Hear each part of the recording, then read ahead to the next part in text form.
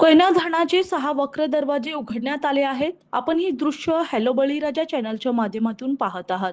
आज बुधवार 29 जुलै 2026 कोयना धरणामधून विसर्ग सुरू करण्यात आला आहे. सकाळी 9 वाजल्यापासून हा विसर्ग सोडला जात आहे.